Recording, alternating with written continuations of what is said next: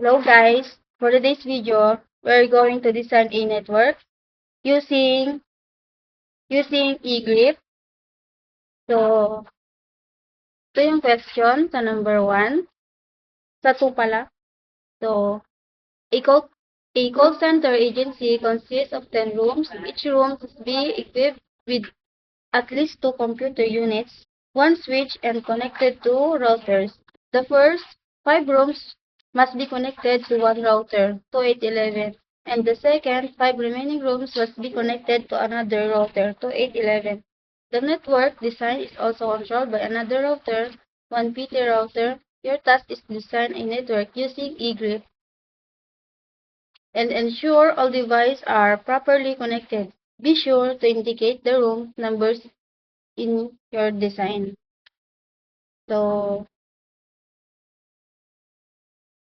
So, maglalagay na ako ng PC. PC muna uunahin ko para di ako malito.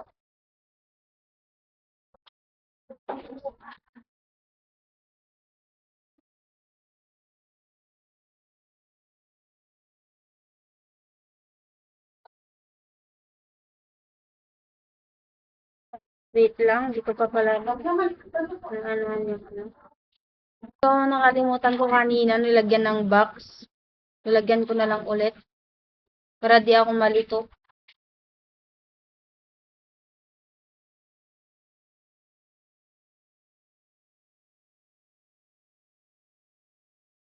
Hmm.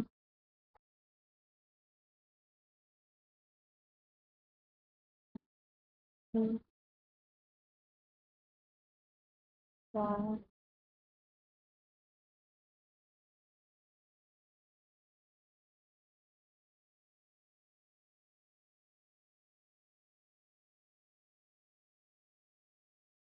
Galing ka yan. Then, ganyan na yan.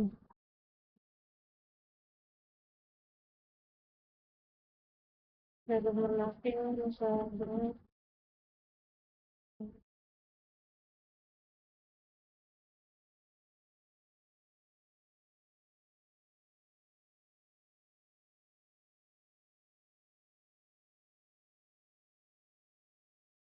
Lagyan ko na ng PC.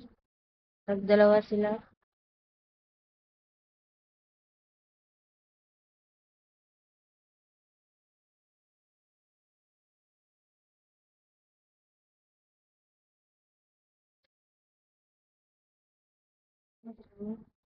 Ulit.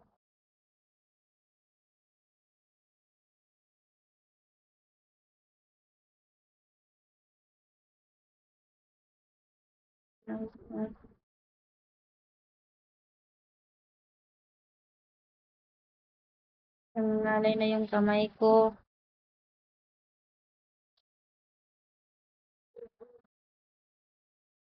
2, 4, 6, 8, 10. Then, isang switch.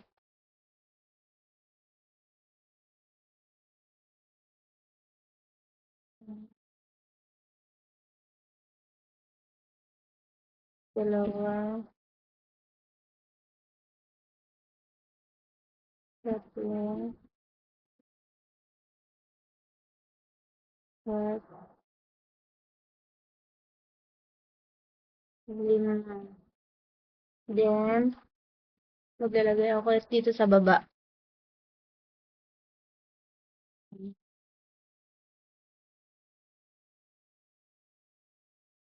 Mali. Hindi pala yung sa box pala yun.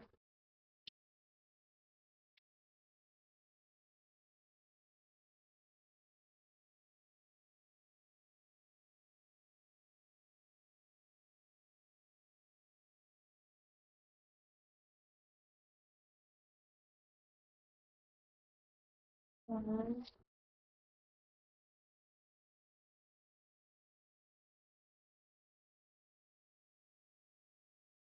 two,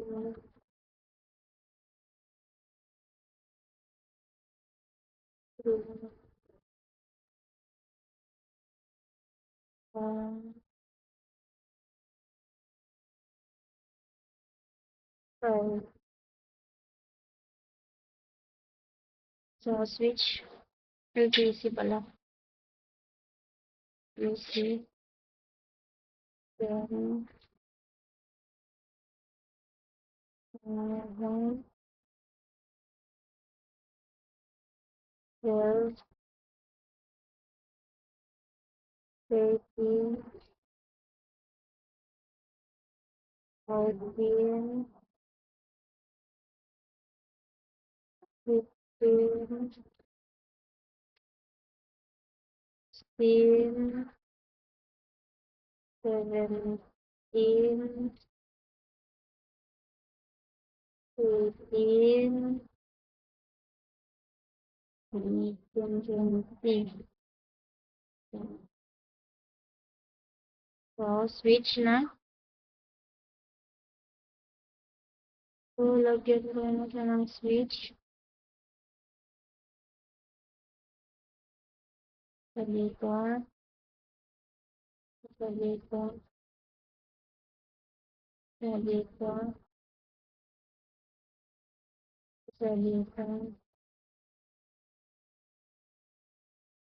Sa dito.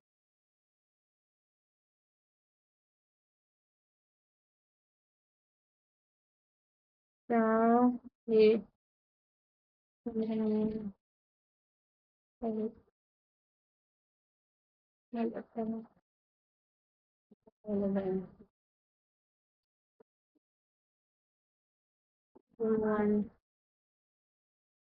In one.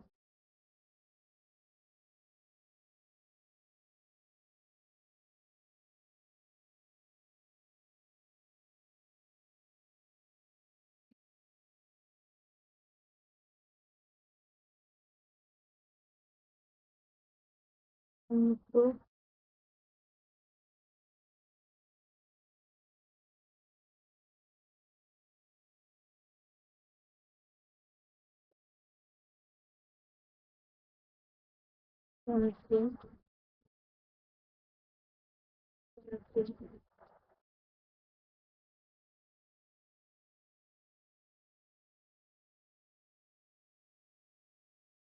Four.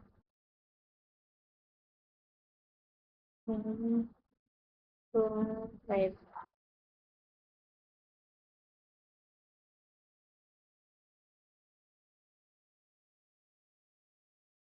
6.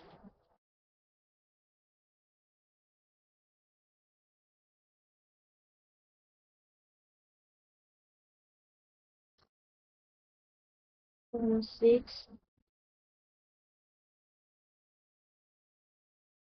From 8. Iron 6 and 7. From 8.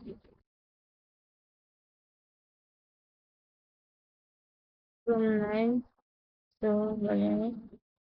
From 10.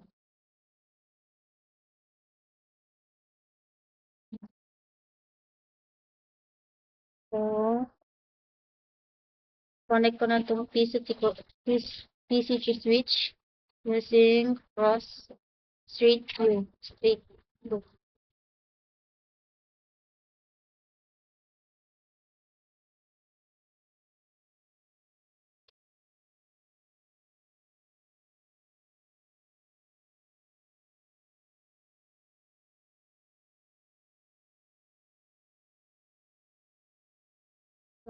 Balik.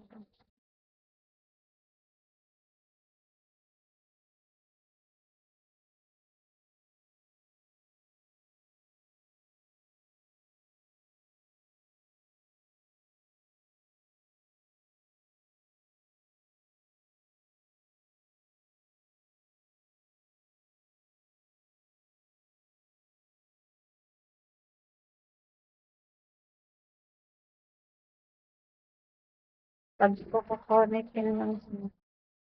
Bakit ganyan?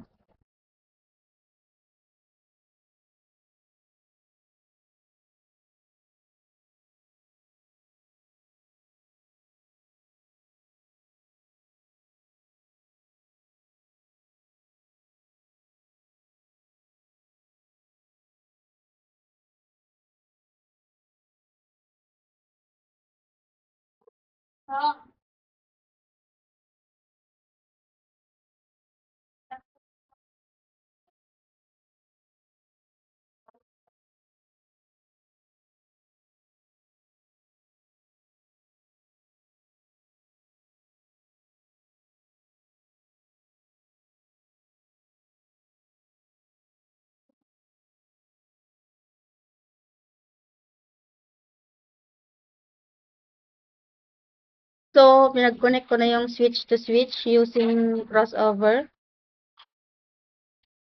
Dito sa pangalawa din. Pero,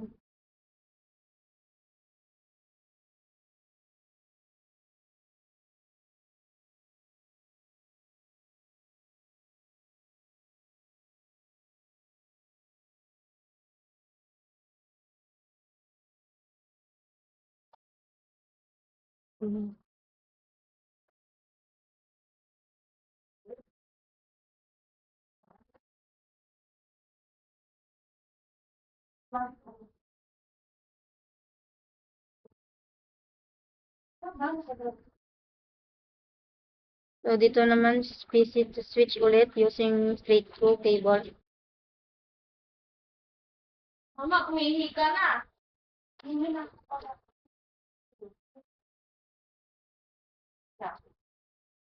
Baka mama, iihi ka na naman sa daan.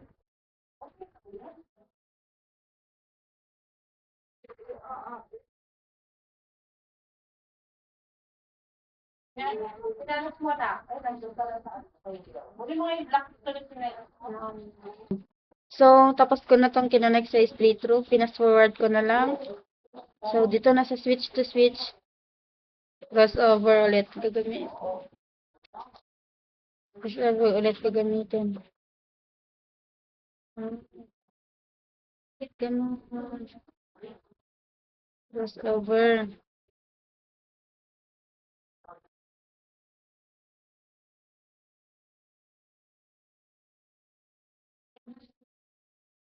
Crossover.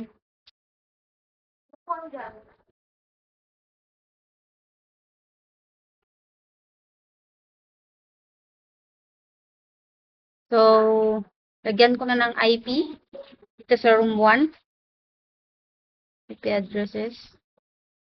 So, dito, 192.168.168.10.2. Control A, Control C, Control A, Control V, and default between.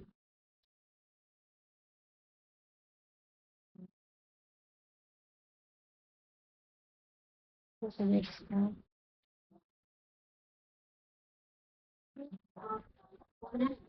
Dito.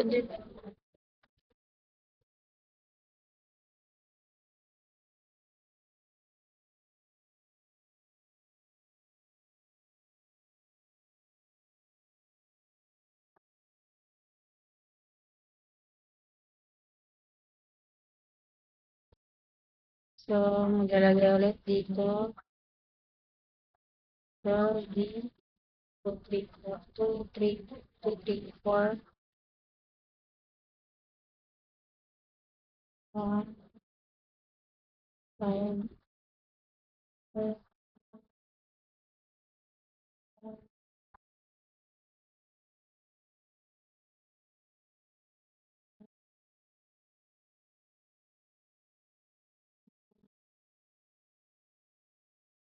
6,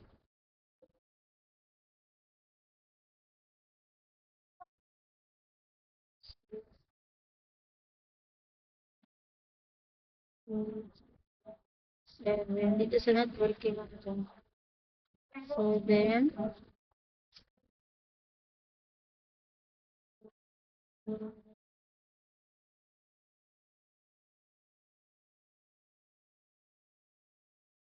7, 8,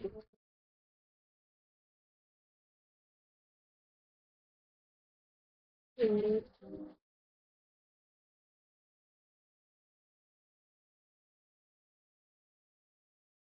9,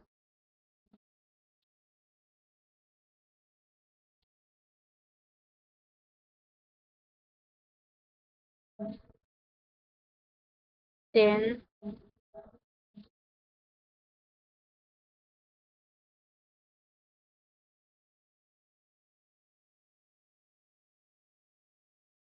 10,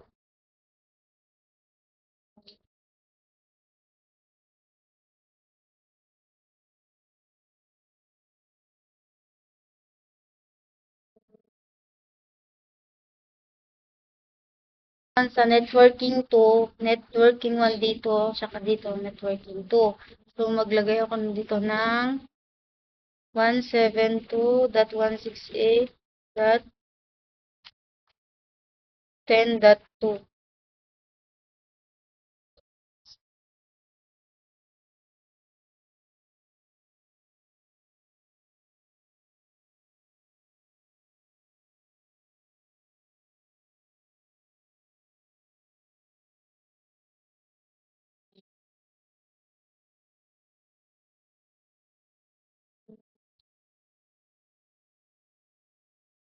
Three,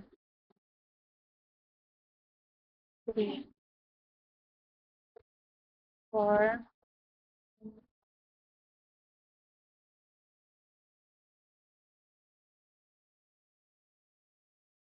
6, 1, 2, 3, 1, 2, 3, 4, 5,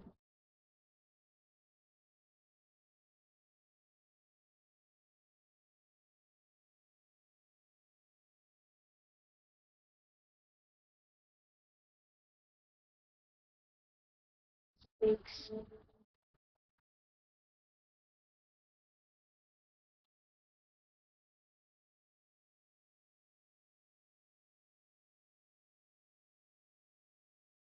7,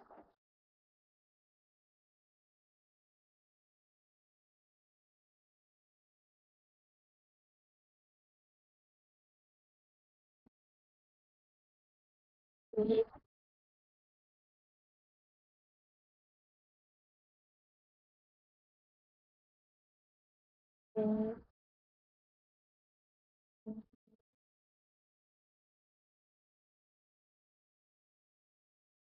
9,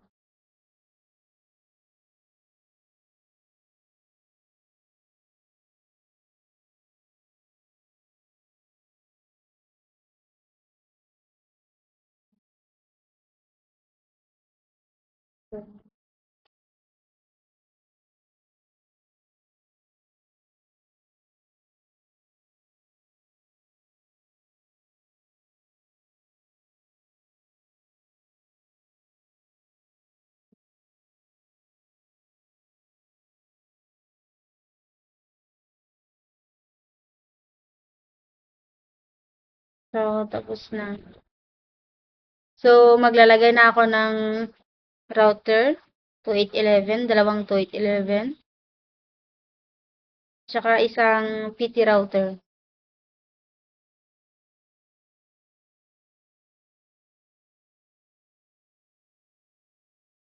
So, i-connect ko na muna yung router tsaka switch using straight through.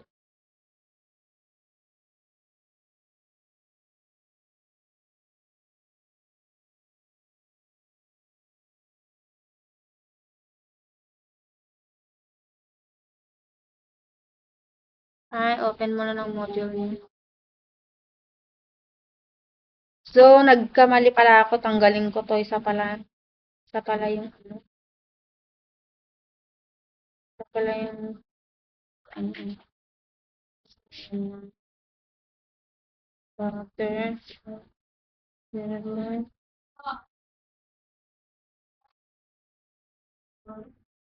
Yeah. So, first, lalagyan ko na siya ng module. So, pipiliin ko yung WIC. Lalagay doon.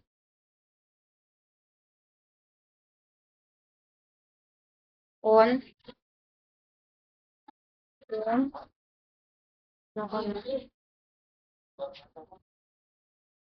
Serial.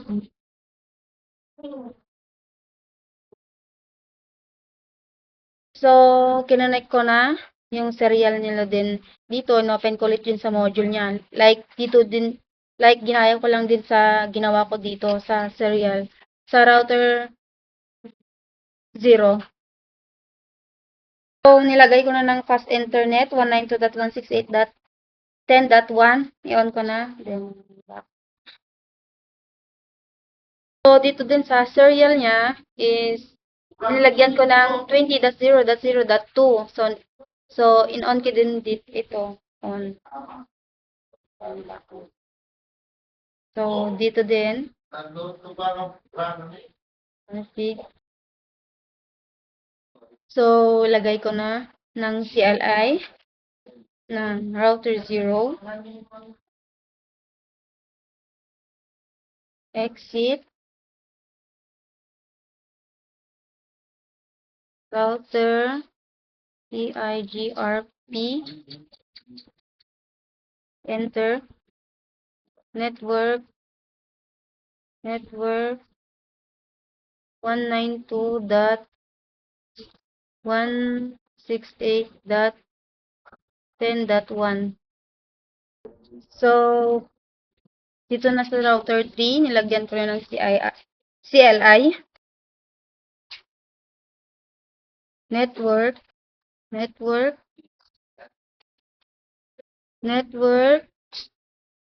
30.0.0.1. Network 172.168.10.0 space 0.0.255.255. Enter. Exit. Enter. So, yan yung CLI niya. Then, check na natin if sakto na siya. Check na.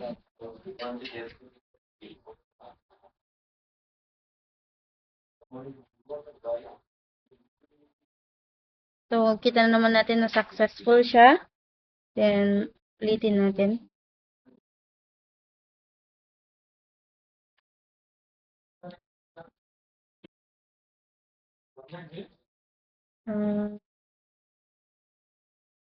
Three to 6. Successful ulit. Successful. Yung nararamdaman mong sumakses ka na. Yan na guys. Ayan. Yan sir, tapos na po. Thank you so much. Thank you sa panonood nyo. Thank you. Yun lang guys.